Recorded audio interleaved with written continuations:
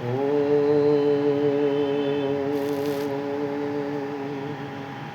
आज के अध्ययन में हम पढ़ेंगे भोजन की हीन मात्रा व अति मात्रा के दोष और दुष्परिणाम में कहा है कि अथा तस्त्री विविध कुक्षियम विवानाम व्याख्यास्याम इति एहस्माह भगवानात्रेय।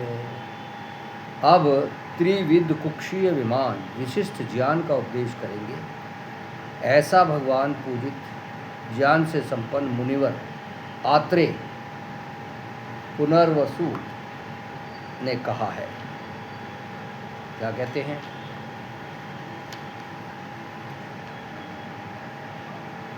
आमाशय का त्रिविध विभाग।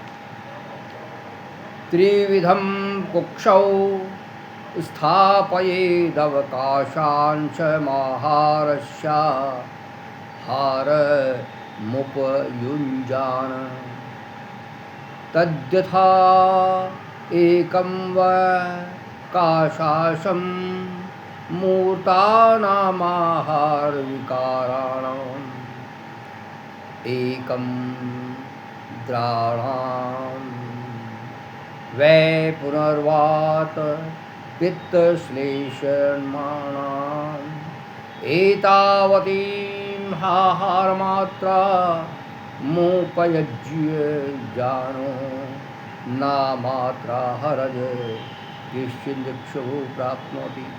आहार का उपयोग मनुष्य को कुक्षी अमाशय में 3 भाग बना लेने चाहिए। एक भाग ठोस अन्न के लिए, दूसरा जल दूध आदि द्रव्य के लिए, तीसरा वात पित्त व कफ के लिए रखना चाहिए। ये भाग औचित्य के अनुसार विभक्त होते हैं, न कि तीनों बराबर बराबर रूप में। अतः अन्न वाला भाग अन्न 2 की अपेक्षा बड़ा होता है। इस विभाग के अनुसार आहार मात्रा का उपयोग करने वाला अनुचित मात्रा वाले आहार के अशुभ व कष्टकर परिणामों से बचा रहता है। आगे फिर कहते हैं कि तत्रायं तावदाहार राशि मधीकृत्य मात्रा फल विनिश्चय यार्थ प्रकृत है एतावानेवाहार शिवी अधिविकल्पो यावन्न मात्रावत्त ममात्रात्वं च। यहाँ आहार राशि की मात्रा एवं अमात्रा के फल विनिश्चय का प्रसंग है। अतः भोजन की मात्रावत्ता एवं अमात्रावत्ता पर ही विशेष विचार किया जा रहा है। तत्र मात्रावत्तं पूर्वमुहुस्थं कुक्षर्येष विभागेन तद्भूयो विस्तरेणानु व्याख्यायस्याम् तद्दवा कुक्षे रपरिपीडन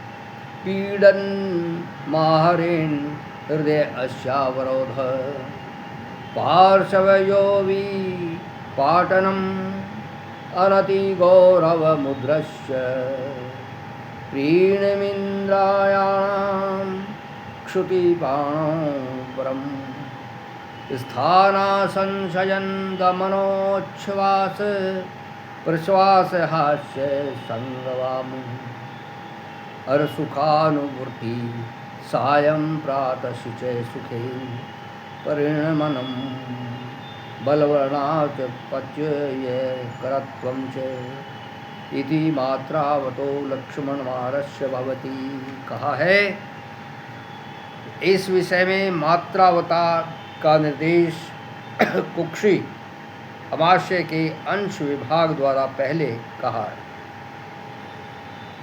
इसी का यहाँ विस्तार से व्याख्यान करेंगे। जैसे कि भोजन की मात्रा से आमाशय का पीड़ा युक्त न होना, हृदय का अवरोध न होना अर्थात हृदय पर दबाव ना पड़ना, पार्श्व भागों में फटने जैसी पीड़ा ना होना अर्थात भोजन की मात्रा से उनमें खिंचाव ना होना, उदर का भारी ना होना, इंद्रियों का प्रसन्न होना, भूख व प्यास का शमन होना, खड़े होने, बैठने, लेटने, चलने, श्वास लेने, हंसने या बातचीत करने में सुखानुवृत्ति आराम की स्थिति होना, शाम प्रातः सुख से भोजन का पाचन हो, भोजन द्वारा बल, वर्ण, पुष्टि की वृद्धि होना, ये मात्रा युक्त आहार, मिताहार के लक्षण हैं। हीन आहार मात्रा अमात्रावत्तम अरप्रदिविधमाच्यक्षते हीनम अधिक च तत्र हीन मात्रमाहरिराशिम बलवर्णोपच य अक्षय करमृतीप्त कर मुदावृत कर मनायुष्य दुष्मयो यजस्यम शरीर मनो बुद्धि इंद्रियो पे घातकरम सारविघमन लक्ष्य म्यावहे मशीतेश च वाता विकाराणामायते वाच्यक्षते। कहते हैं अमात्रा, अनुचित मात्रा वाला भोजन दो प्रकार का होता है, हीन कम व अधिक। इन दोनों में है जो हीन मात्रा वाला आहार होता है वह बल, वर्ण और पुष्टि का अक्षय करता है, तृप्ति नहीं कर पाता। उदाव्रत उदर में उठने वाला वायुगोला रोग का जनक होता है। यह जीवन व शुक्र को क्षीण करने वाला भोजन नाशक, शरीर, मन व ज्ञानेंद्रियों को कमजोर करने वाला, शरीर के अष्टविध सारों को दुर्बल करने वाला और शरीर में मलानता, शोभाहीनता लाने वाला होता है। अत्यल्प मात्रा वाला भोजन 80 प्रकार के वात विकारों का कारण कहा जाता है, इसलिए अति कम नहीं हमें करना चाहिए। आगे फिर कहते हैं कि अति मात्रा के दोष व दुष्परिणाम। अति मात्रम पुनः सर्वदोष प्रकोपाणि मिच्छन्ति कुशलः यो हि मूर्तानां महारान् जातानां सोहितकृत्वा द्रैवस्त्र अप्तिमाप्यद्यते अर्भुवतस्य श्यामाग्यन् वातपितस्य अश्नोमनो सर्वे युगपत् प्रकोपमध्यन्ते। कहते हैं कि तत्रवात शूला अंतः मृग अग्न मुख शोषण मूर्छा भ्रमाणि ब्रह्माग्नि कटिग्रह शिराकुंज अष्टमी नामी करोति। अधिक मात्रा में किए गए भोजन को कुशल चिकित्सक सभी दोषों को प्रकृपित करने वाला मानते हैं। जो मनुष्य दाल, रोटी, भात, शाक आदि ठोस आहार पदार्थों से तृप्त होकर अर्थात जीवर खाने के उपरांत द्रव, दूध, छाछ और रस आदि से पुनः तृप्ति करता है, उसके आमाशयगत वात, पित्त, कफ अत्यधिक भोजन से पीड़ित होने के कारण एक साथ प्रकोपित हो जाते हैं। प्रकोपित हुए ये तीनों दोष न पचने वाली अन्न राशि में प्रविष्ट होकर कुष्ठी के एक भाग में स्थित अन्न को विस्तब्ध, जकड़ा हुआ और उदर मार्ग, मुख या अधोमार्ग मल द्वार से निकालने लगते हैं और आगे देखिए विकारों को पैदा भी ये करते हैं। अति मात्रा आहार से प्रकोपित वात, शूल, अनाह और अंगमृद मुख शोष, मूर्छा, भ्रम, वैषम्य, भूख का असंतुलन करता है, पार्श्व पीठ कमर में जकड़न और शिराओं का आकुंचन कर स्तंभन करता है।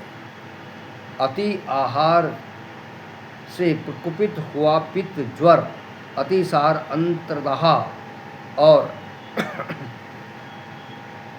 मद, भ्रम और प्रलाप को पैदा करता है। इसी प्रकार प्रकोपित हुआ कफ, वमन, अरोचक, अपचन, शीत ज्वर व आलस्य पैदा करता है। इससे स्पष्ट है कि अति मात्र भोजन नाना अर्थों का कारण बनता है। यही नहीं, यह आयुर्वेद में वर्णित विसूचिका, हैजा और अतसक, गुम हैजा नामक भयंकर जानलेवा रोगों को पैदा करता है, प्राणहर बन जाता है।